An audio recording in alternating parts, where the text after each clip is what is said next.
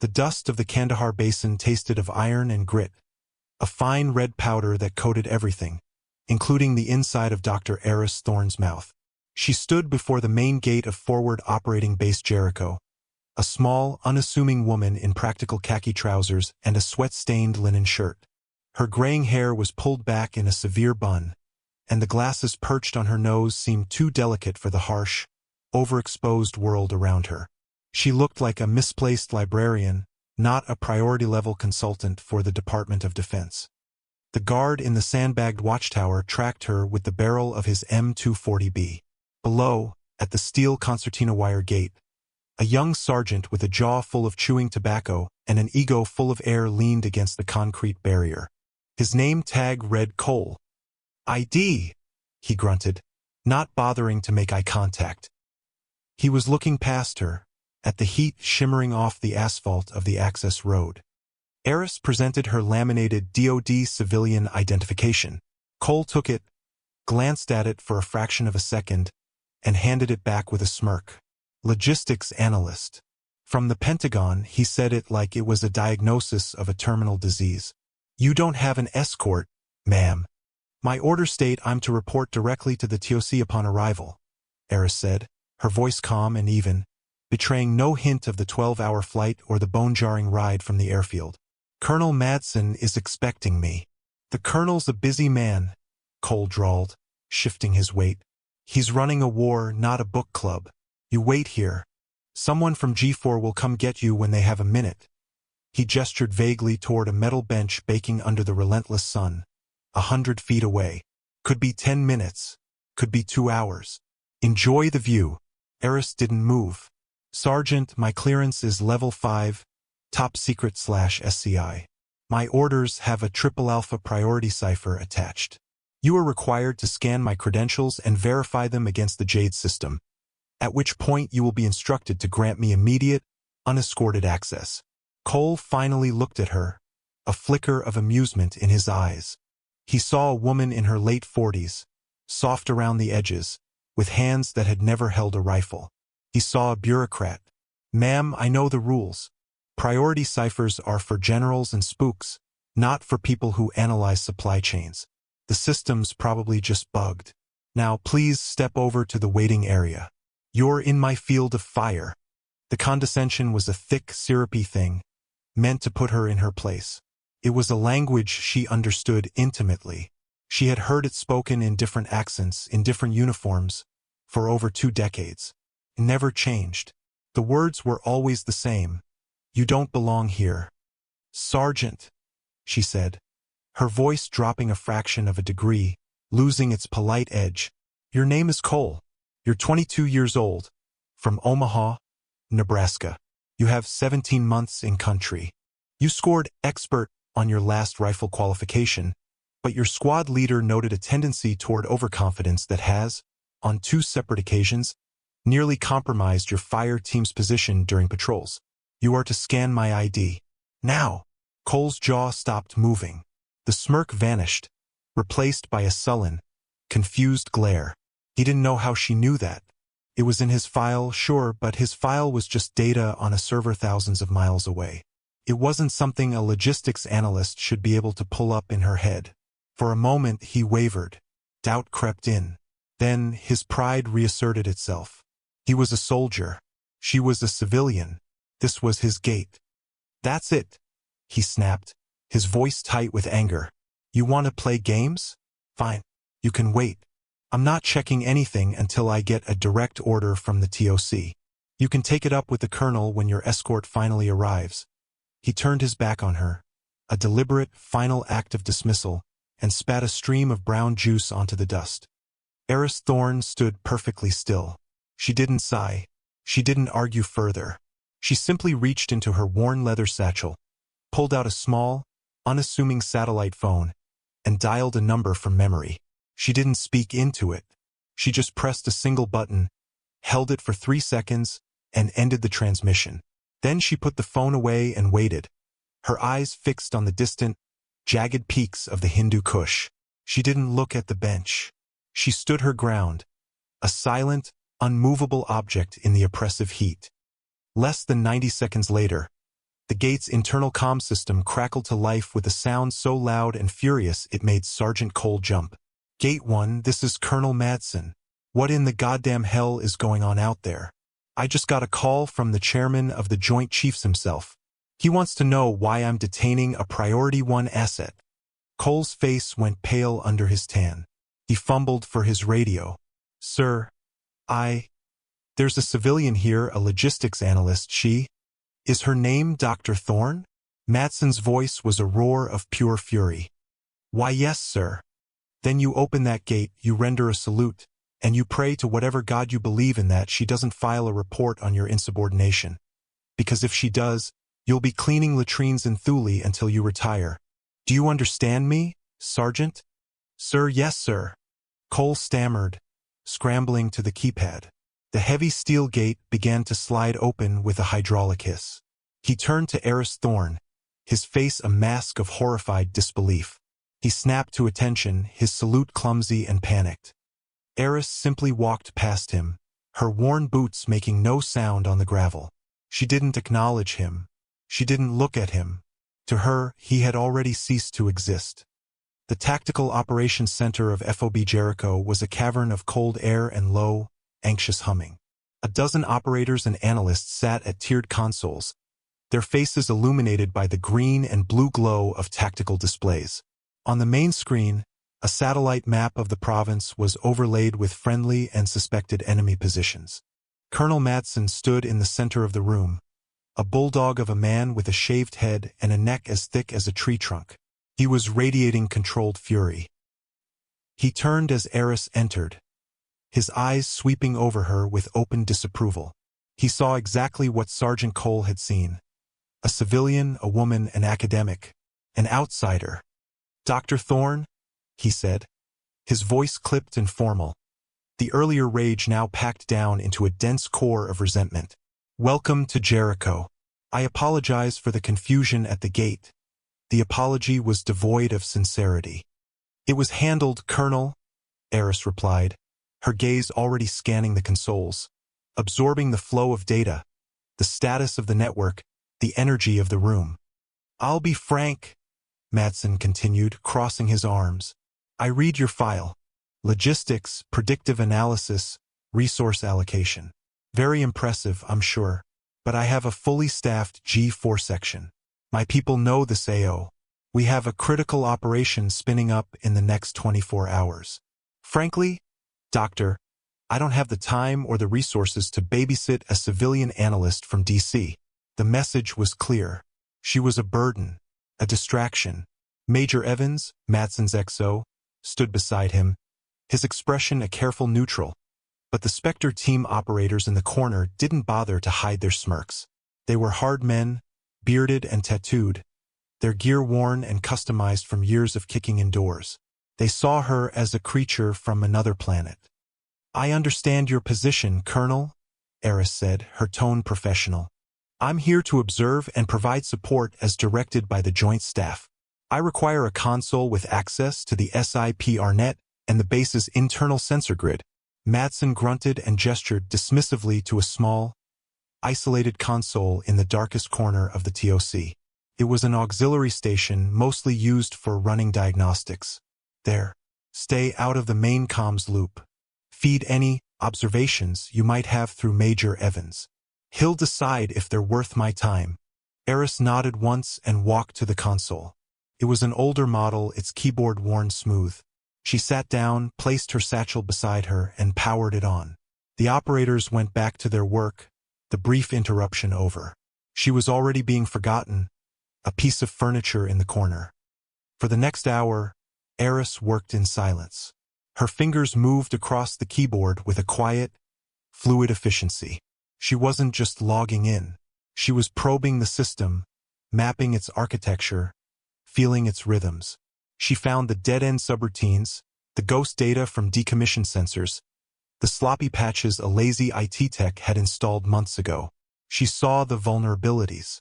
The base's network was a fortress, but like any fortress, it had cracks in its walls. Colonel Madson prided himself on running a tight ship, but his digital security was a mess of layered protocols, each one added in a hurry, creating unforeseen conflicts and backdoors. She noted them all, her expression unchanging. Major Evans walked over once, a courtesy check-in. "Everything you need, Doctor?" "Yes, thank you, Major," she said without looking up from the screen. "Find any inefficiencies in our supply requisitions?" he asked, a hint of sarcasm in his voice. "I'm still compiling my initial assessment," she replied, her fingers never pausing. He lingered for a moment, watching the lines of code scroll past on her screen. It wasn't logistics data. It looked more like a raw diagnostic feed from the base's perimeter defense grid. He frowned, but before he could ask, Madson called his name and he moved away. Eris Thorne was left alone again. She pulled up the schematics for the base's power distribution network. Then the schematics for its primary communications array. Then the schematics for the old, decommissioned analog phone lines that snaked beneath the foundations of the base. A relic from a pre-digital age that everyone had forgotten was even there. She traced their paths, committed them to memory, and then closed the files. She was a logistics analyst. She analyzed the flow of resources. And information, she knew, was the most critical resource of all. The smirks and the condescension didn't matter. The system mattered. The mission mattered. The storm was coming, and she was quietly, methodically, building the ark. The first sign of trouble was a flicker. On the main tactical display, the drone feed from a predator circling high above the Tangi Valley blinked out, replaced for a half-second by a screen of digital static. One of the drone operators swore under his breath and tapped at his console. "J-Star-1, we've lost video link with Reaper 7, he announced. "Attempting to re-establish." Colonel Madson glanced at the screen, his jaw tight. "Report." "Still nothing, sir. It's not responding to commands. It's like it just vanished." Before anyone could process the implication, a second screen went dark. Then a third. A cascade of failures swept through the TOC. Alarms, low and urgent, began to blare. Red warning icons bloomed across every monitor like a digital plague. "What's happening?" Madson barked, his voice cutting through the rising panic. "Comms status." A young lieutenant, his face beaded with sweat, frantically worked his controls. "Sir, I've lost all satellite uplinks. Primary and secondary channels are down. We're cut off. Switch to terrestrial comms.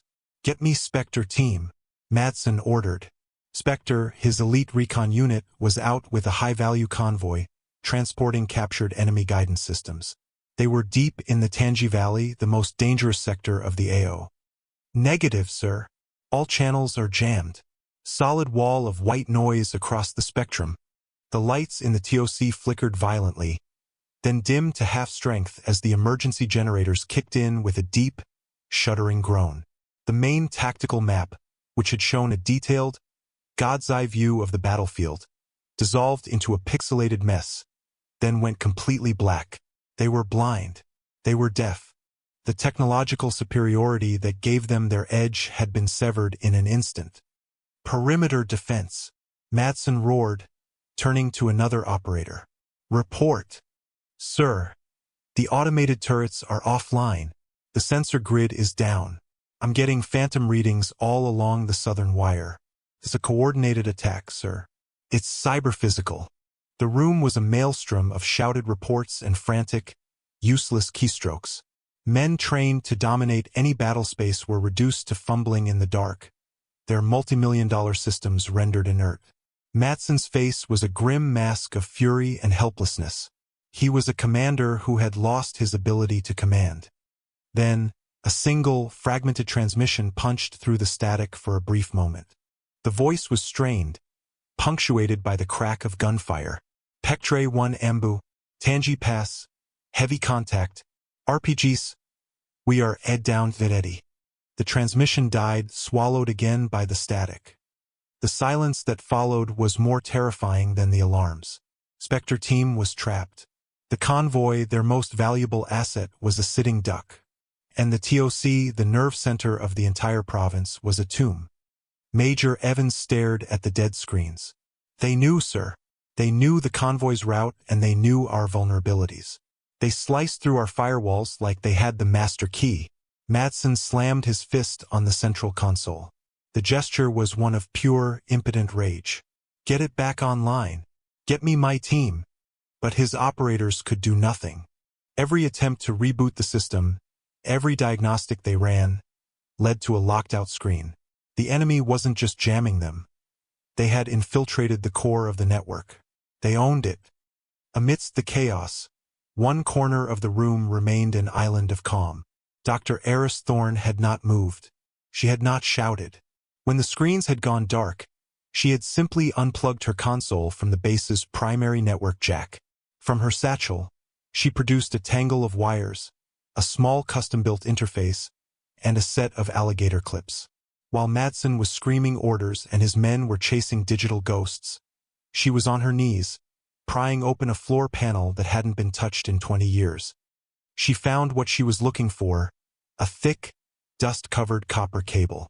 The old analog telephone trunk line. She clipped her interface onto the raw wires, her movements precise and economical.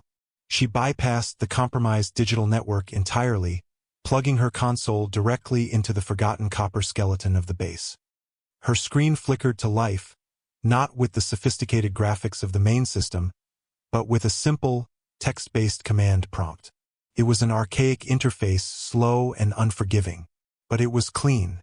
It was secure. It was hers. Her fingers flew across the keyboard, typing lines of code that hadn't been used in decades. She wasn't trying to fight the enemy on their terms, in the digital realm they now controlled. She was stepping outside the battlefield. First power. The attackers had shut down the main grid, but the emergency generators were still running. They had simply been disconnected from the command systems. Eris wrote a simple script, sending a series set of low-voltage pulses through the copper line, mimicking the analog command signals of the old manual breaker system. Deep in the bowels of the base, a series of heavy relays, thick with dust, slammed shut with a deafening clang. The lights in the TOC flickered again, then returned to full, steady brightness. A stunned silence fell over the room. The operators stared at the lights, then at each other. Madson looked around, bewildered. What was that? Engineering, report. But there was no one to answer. Eris ignored them. She was already on to the next problem. Communications. The radio spectrum was hopelessly jammed. But high above them, military satellites were still tracing their silent orbits. The attackers had locked the base's transceivers, but they hadn't blinded the satellites themselves. Accessing them was the problem. She rerouted a sliver of the restored power to a decommissioned radio mast at the edge of the base, a relic intended for long-range Morse code. Its systems were purely mechanical, immune to the digital attack. Using her primitive connection, she began uploading a tiny, tightly compressed data packet, a handshake protocol of her own design. It was a digital needle in a global haystack. She sent it not to the standard military communications constellation, but to an older, semi-retired network of weather and imaging satellites. A network she had helped design the security protocols for years ago. A network for which she still held the master key. One of the satellites, designated KH-14B, answered. On her small screen, a new line of text appeared. Connection established. Awaiting command. She began to type again, her rhythm steady and unbroken. She wasn't just a logistics analyst. She was a ghost in the machine, and she was about to haunt the people who had tried to bury her command center. While Madson and his team stared at their inert, high-tech consoles, Eris Thorne was fighting a war on a battlefield they couldn't even see. Her small, text-only screen was a blizzard of information she was pulling from the sky. She tasked the KH-14B satellite, repositioning its thermal imaging array over the Tangi Valley Pass. Raw data began to stream down, not as a clean, processed video feed, but as lines of hexadecimal code representing heat signatures. To anyone else, it would have been gibberish. To Eris, it was a language. She saw the hot bloom of Spectre teams' disabled vehicles. She saw the cluster of smaller, individual heat signatures, the pin-down operators.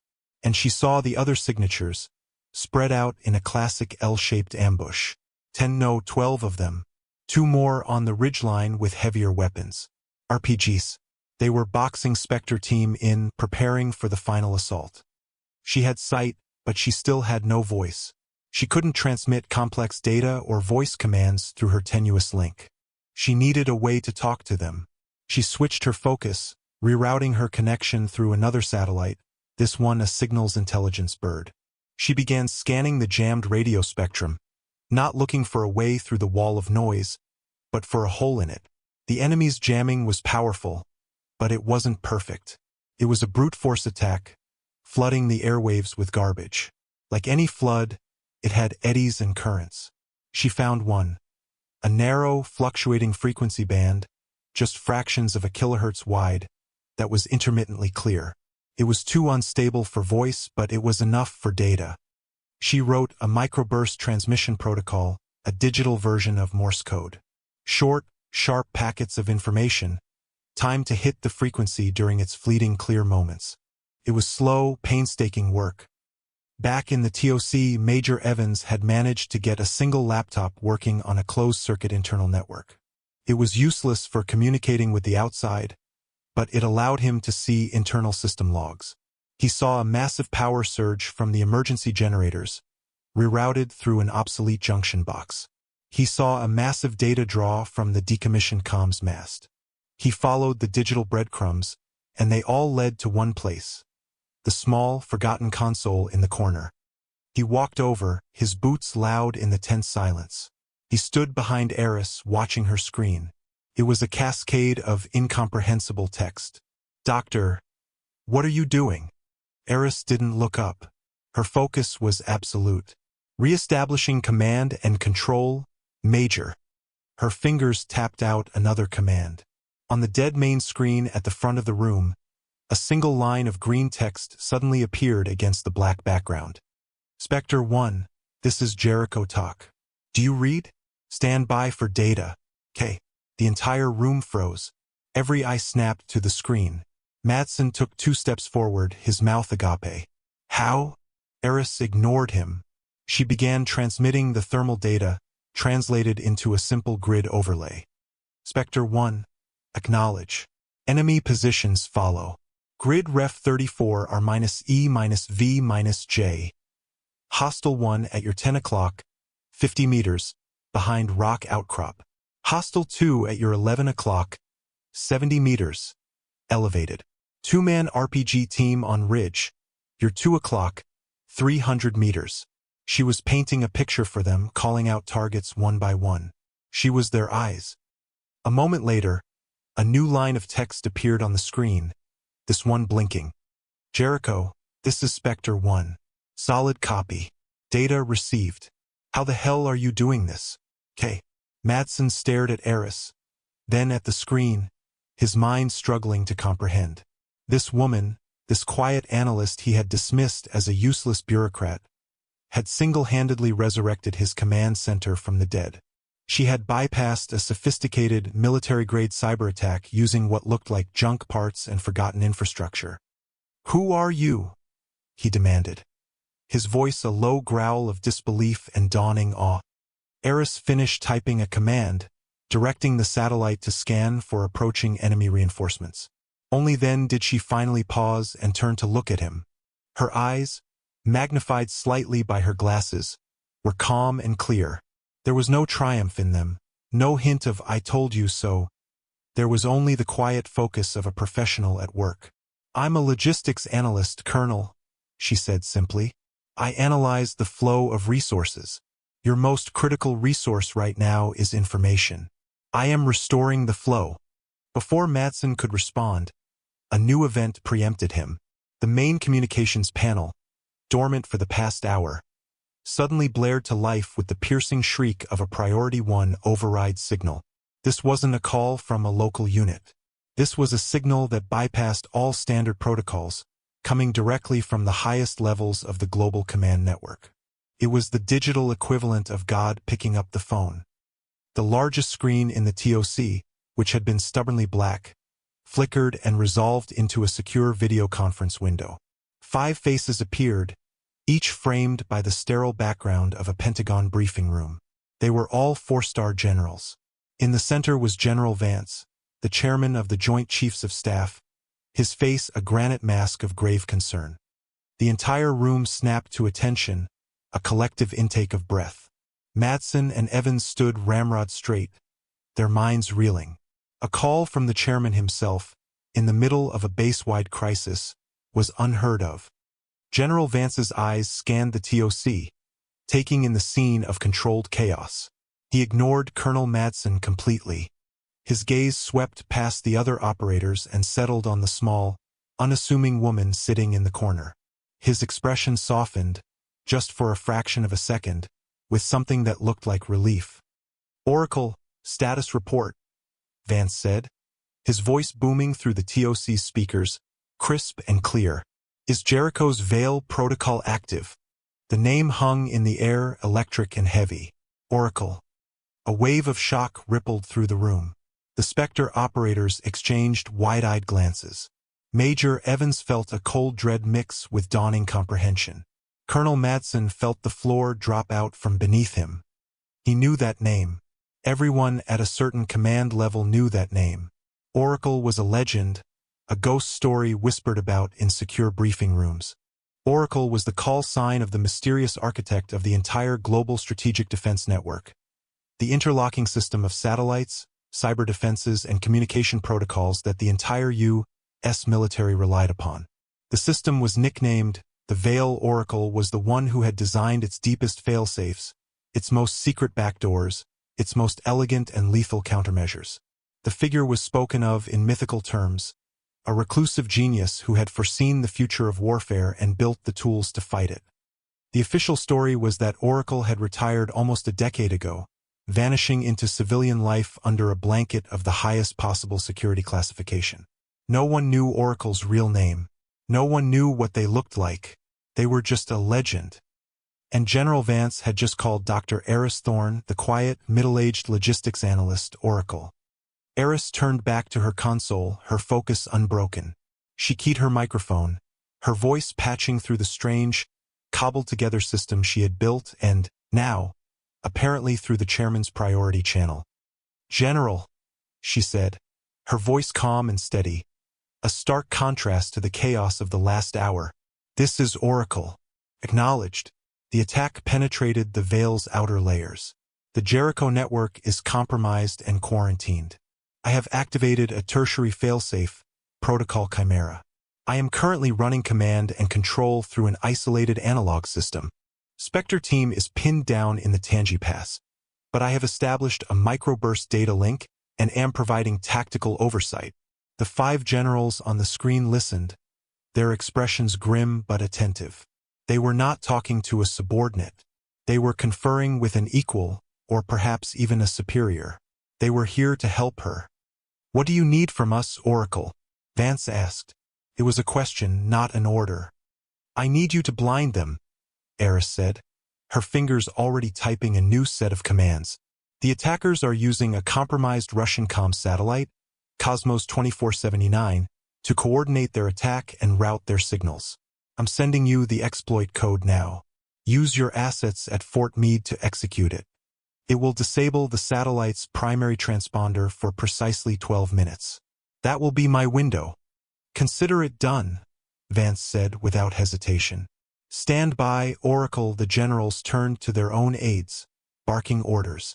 The full weight of the global U.S. military apparatus was now moving to execute the command of the woman in the corner of the room.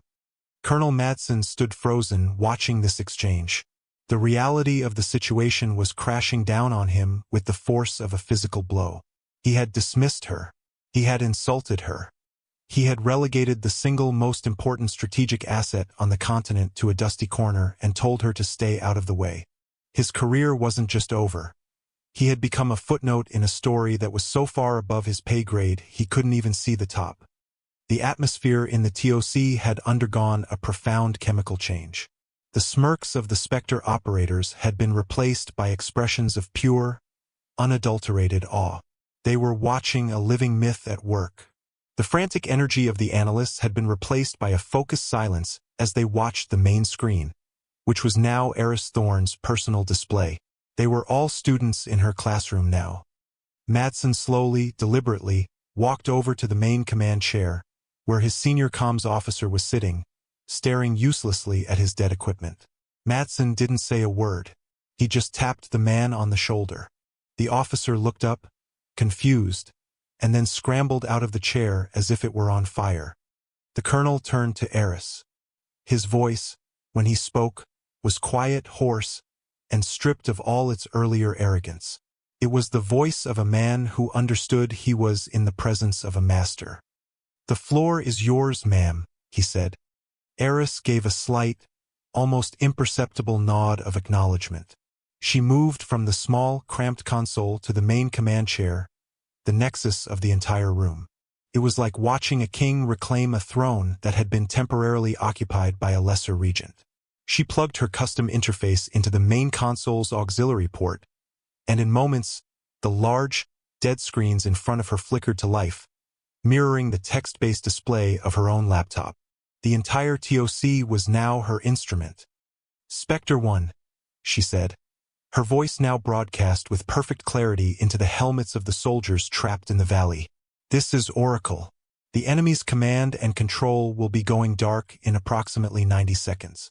On my mark, you will execute a fighting withdrawal to the west, toward the secondary extraction point at grid ref 34 R-E-U-H. I am tasking an armed drone to that location, but it will not have live feed. I will be guiding its munitions manually." The reply from the Spectre team leader came back instantly, his voice filled with a new, unwavering confidence. "Acknowledged, Oracle. We've never been so happy to hear a voice in our lives. We're standing by for your mark." The casual use of her legendary call sign was the ultimate sign of respect. They knew who she was now, and they trusted her completely. Eris's hands moved with an unnerving grace and speed. She was a conductor orchestrating a symphony of violence. On one screen, she monitored the countdown to the satellite takedown. On another, she was writing firing solutions for a Reaper drone flying blind hundreds of miles away, inputting the commands manually based on the thermal data she was receiving. On a third, she was mapping the safest path for Spectre's retreat, predicting enemy movements and laying virtual tripwires for them. "General Vance," she said, without looking at the video feed. "The exploit is uploaded. Execute now." "Executing," Vance's voice confirmed. Far above the Earth, a string of code shot from a ground station in Maryland, leaped to a satellite, and then beamed across the globe to Cosmos 2479. The Russian satellite's systems hiccuped. His transponder went dead. On the ground in the Tangi Valley, the effect was instantaneous. The enemy fighters, who had been coordinating their assault with ruthless efficiency, were suddenly deaf. Their earpieces went silent. Their commanders could no longer see the battlefield. Confusion rippled through their ranks. "Mark," Eris said, her voice cutting through the silence of the TOC. "Spectre, execute. Go now." In the valley, Spectre team erupted into action. They laid down a volley of suppressing fire toward the positions Eris had identified and began pulling back, moving with the speed and precision of elite soldiers.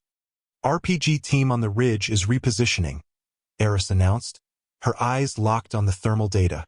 "They're trying to get a clear shot on your withdrawal route. Reaper is in position. Firing solution locked. Danger close, Spectre. Get your heads down." She pressed the enter key. Half a world away, a Hellfire missile dropped from the wing of a drone. It flew for several seconds, guided not by a laser or a camera, but by a set of coordinates typed by a woman in a command center that was, for all intents and purposes, still offline. In the TOC, they could only see the data. 2 bright heat signatures on the ridgeline vanished, replaced by a much larger, expanding bloom of white-hot energy. The voice of Spectre's leader came over the comm, breathless but steady. "Good hit, Oracle. Good hit. Jesus Christ." That was directly on top of them. For the next 12 minutes, Eris Thorne dismantled the ambush with surgical precision. She was a master strategist, a sniper with a satellite, a commander with perfect information. She guided Spectre team through the treacherous terrain, calling out enemy positions before they could fire a shot. She used the Reaper to eliminate threats, her command so fast and accurate it was as if she were controlling it with her mind. The enemy, blinded and disorganized, fell into disarray, picked off one by one, unable to comprehend how their unseen enemy suddenly knew their every move. The 12 minutes ended. The Russian satellite came back online. But it was too late. The battle was over. Spectre won to Oracle. The team leader's voice reported, laced with exhaustion and relief. We are at the secondary extraction point. We are secure. All personnel accounted for. The asset is safe. Solid copy, Spectre, Eris replied. Sit tight. A quick reaction force is on its way to you. Standard recovery protocols are now in effect. She turned to Colonel Madson. Colonel, my work here is done. Your primary systems should be back online within the hour. The enemy has been routed.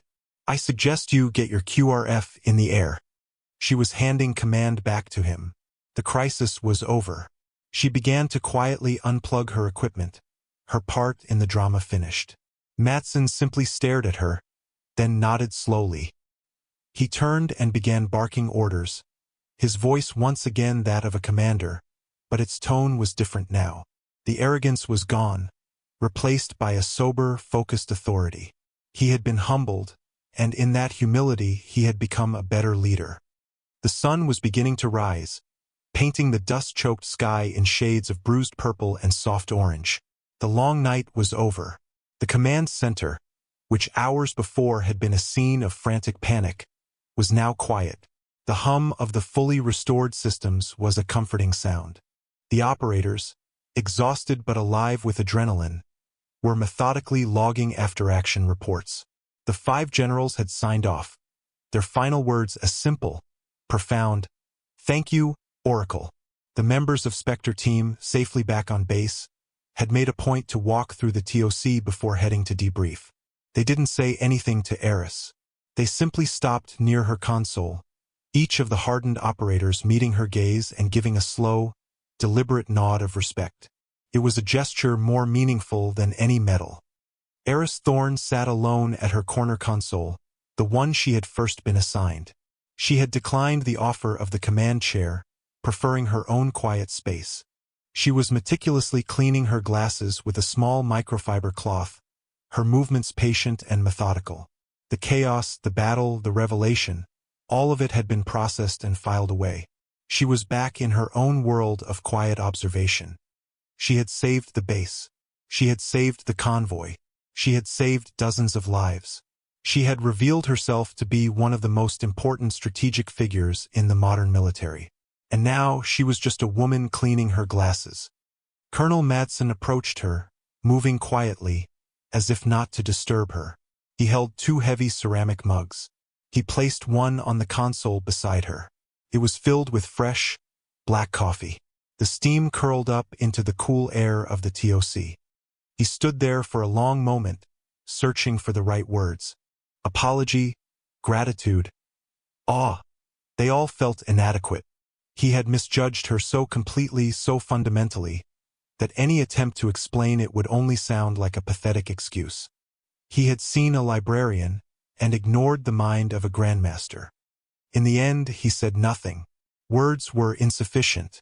He just looked at her, his expression conveying a depth of respect that was absolute and unconditional. He had been dismissed by his superiors in front of his own men, his command rendered irrelevant, and it had been the most important lesson of his career. He had learned the difference between authority and power. He had the rank. She had the power. Eris picked up the mug, her small hand wrapping around its warmth. She looked up at him and gave him that same small, almost imperceptible nod she had given him before. It was an acceptance, not of an apology but of his new understanding. The transaction was complete. Respect had been earned and paid in full. She put on her glasses, her vision once again sharp and clear. She turned her gaze back to the screen, which was now displaying a logistical schematic of supply routes for the entire theater of operations. She took a slow sip of the coffee. The enemy had been defeated in this battle, but the war, the endless, complex war of systems and resources, continued, and her work was never done. The quiet logistician was back on watch.